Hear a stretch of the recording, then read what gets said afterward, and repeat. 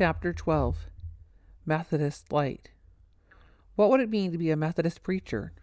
John Wesley and his helpers traveled all over England, by coach, by horseback, on foot.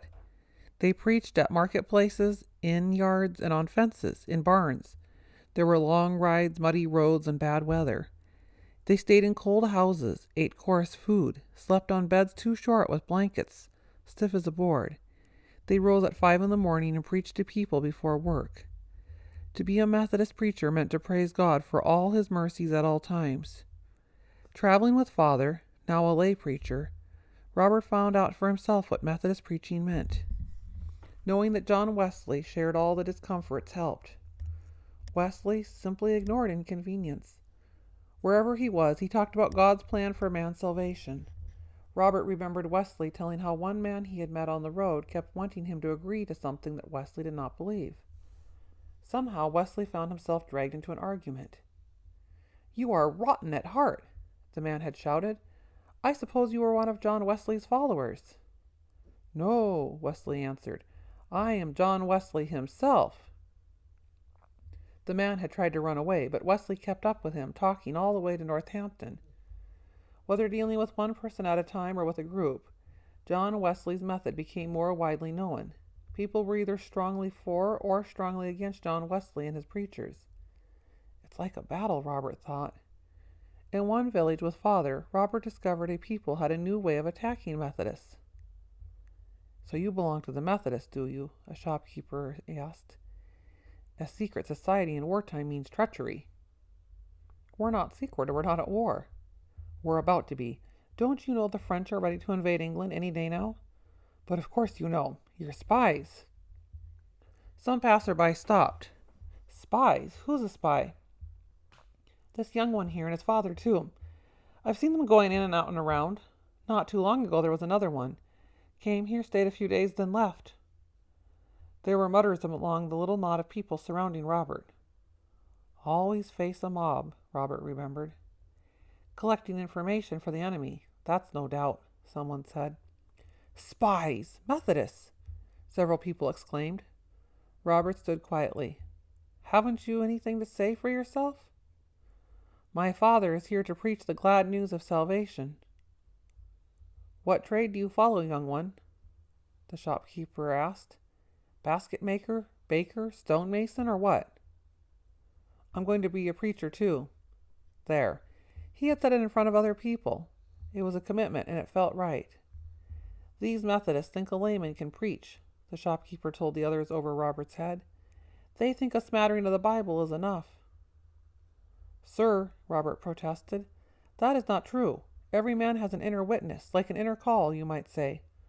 Not everyone is called to be a witness for God, any more than your feet have to do the work of your hands, or your head to do the work for your feet." Where had these ideas come from? Robert had not stopped to find out. The people around him were listening. "And your inner witness tells you to be a preacher?" "Huh?" the shopkeeper asked. "Yes, sir. I understand lay preachers also have a trade." "What trade have you chosen?" It was the same question the man had asked before. "I don't plan on having a trade. I'm going to Oxford University." As soon as he said the words, Robert knew they were true.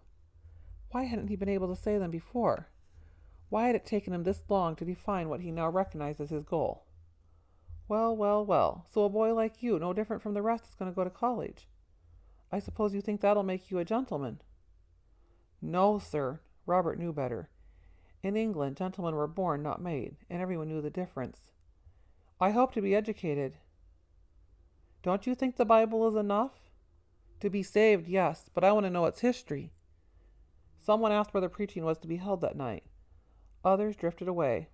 There wasn't going to be a mob scene after all. Of course, this was just a small incident, not like the ones John Wesley experienced, when time after time people lifted their hands to strike and yet found themselves unable to. Later, when Robert told Father how the group had melted away, Father teased him a little. "Don't you remember Mr. Wesley saying that when he was young, he was sure of everything, but in a few years he was not half as sure of most things?" In London, Robert poured out to David all that had happened. "Why don't you be a preacher too?" "Not me. I'm going to be a baker." "A baker? Whatever made you decide that? People have to be fed. You feed them the word. I'll feed them the bread of life, David said. How strange it is, but it all fits together. Still, why don't you come on the road with Father and me? Robert knew the answer before he asked the question. David was not allowed to miss school. The Methodists were strict about that. As strict as Robert would have to be on himself. The long road of college education lay before him. He could shine shoes at Oxford, the way John Wesley's father had done. He could arrive with 4 shillings, the same way Samuel Wesley had done, and make his way through. The real task was tucking thousands of facts into his head, learning Greek so that he could read the Greek Testament like Wesley, learning Latin well enough to speak it. Lay preachers did not have to know that much, and without lay preachers, John Wesley's method would not have reached thousands of people. But I'm going to be an educated preacher, Robert decided. Before he let himself become discouraged, he remembered how John Wesley had begun keeping track of how he spent his time at Oxford. He wrote down how he spent every hour and continued the habit for 15 years. That's what I'm going to do, he told David. I'm going to let Christ change my life and use a method too. The method of the Methodist was the answer for Robert.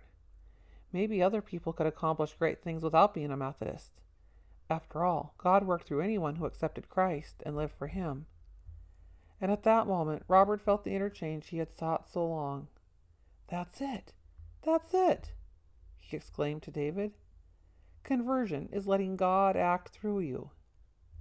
And with a heart strangely warmed, he knew he had been shown God's method.